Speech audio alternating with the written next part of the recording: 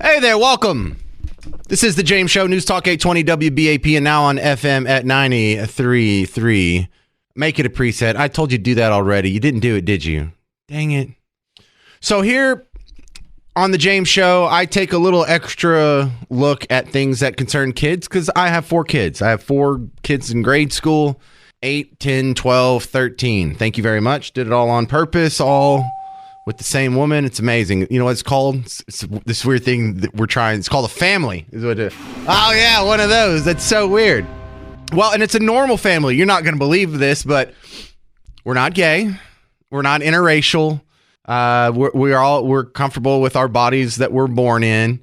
We don't have to do anything weird like wear a dog mask or get our foot caught in a bear trap in order to reach, our whatever, So it's fun when you go through and you watch the stuff that's aimed at your kids, and now you're the one tasked with the job of, is this appropriate for my kids or not? Now, our parents had it easy. All our parents had to do was say, is the word Disney on it? All right, cool. Then it's probably okay for my kids. We don't have to worry about it.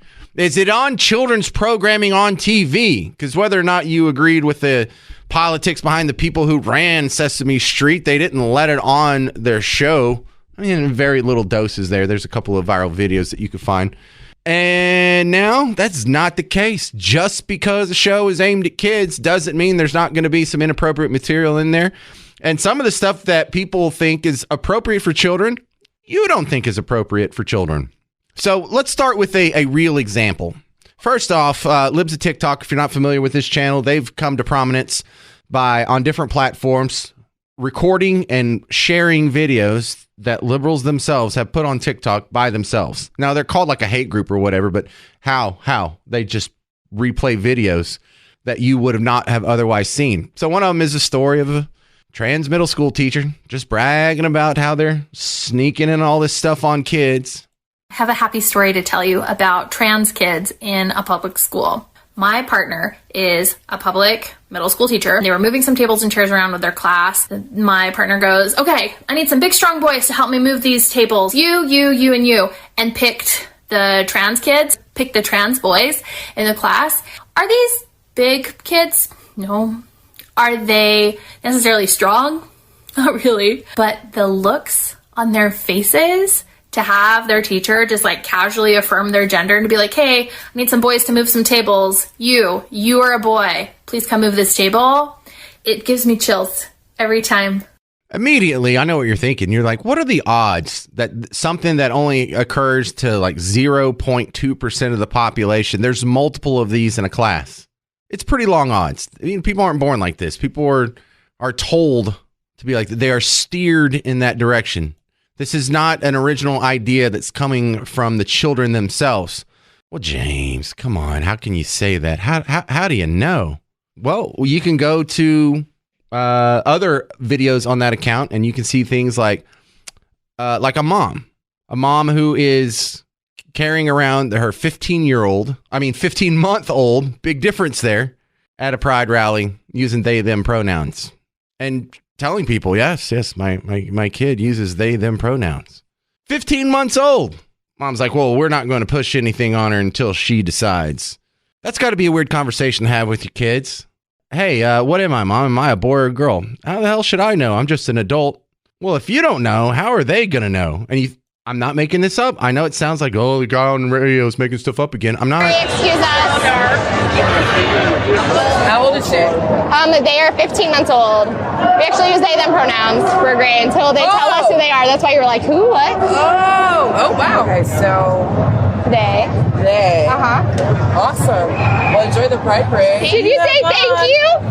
Thank you.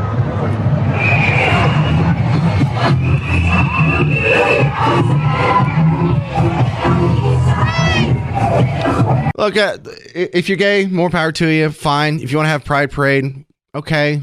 It's just, we don't do that on the other side of the spectrum here. There's no heterosexual Pride Parades. And if there was, I don't think I'd take my kids. Hey, we celebrate what we do with our genitals. Let's take my children? Same reason I wouldn't take them to Silver City, or same reason I wouldn't take them to a bachelor party. You know, maybe we should wait before we introduce all this weird stuff to them. No, 15 months old.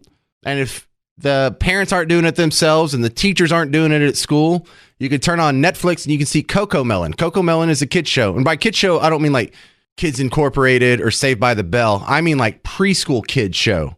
And in this scene, there's a little boy who loves to dance. So his gay dads put him in a dress and encourage him to dance around. Not making this up. James, where you get this audio? It's out there, dude. Look. Thing that we know about you. You love to get up and dance. How about you break out those moves? For your two biggest fans.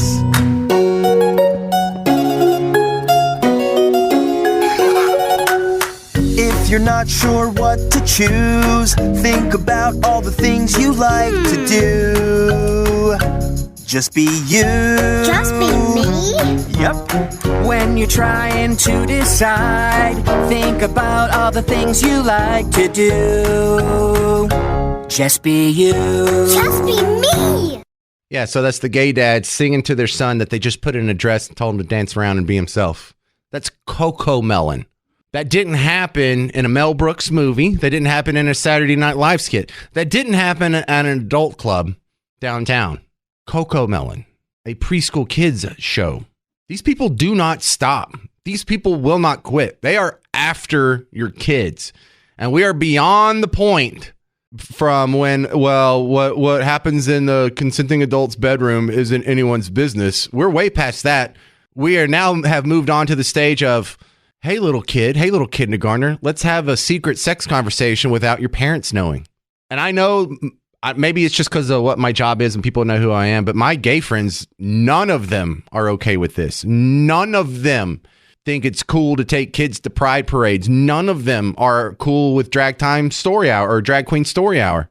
There's like just a separate level of activism that's happening through these media platforms that I'm just going to keep you aware of it. Just not trying to scare you, just showing you what's out there. Kim in Milford, you're on the James Show. What do you think?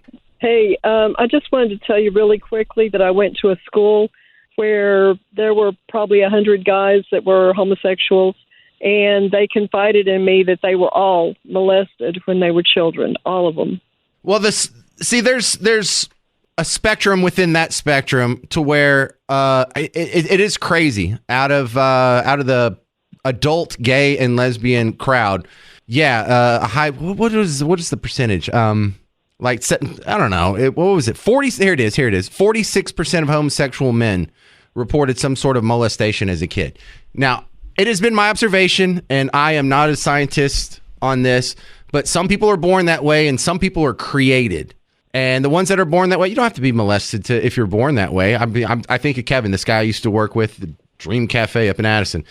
He was definitely born that way. He was never molested, comes from a good family. My wife's first cousin, same story.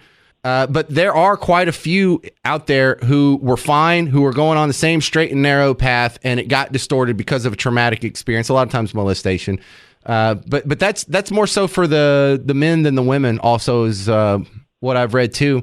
But it's almost a 50-50. I just had to look it up real quick. 46% of homosexual men reported homosexual molestation as a kid. So that's part of it. But for the women, it's only 7%. Wait, did I read that right? No, that's for heterosexual men. But yeah, your observation's not wrong. It's backed up by numbers. So you're totally on. Anything to add to that, Kim? No. Yeah, same here. There is a chemical, starts with an A, and it changes frogs. Oh, we're on the frog thing? Yeah. All right. We'll just go ahead and take a news break then. I mean, I'm not saying it's wrong. I'm just saying you go down different rabbit holes and you get accused of being in Alex Jones territory. 800-288-WBAP, 800-288-9227. Coming up next, we have Zach Smith from the Heritage Foundation going to break down what's next after Trump's Colorado ballot dispute has been settled by the Supreme Court. That's on The James Show, News Talk 820 WBAP, and now on FM at 93.3.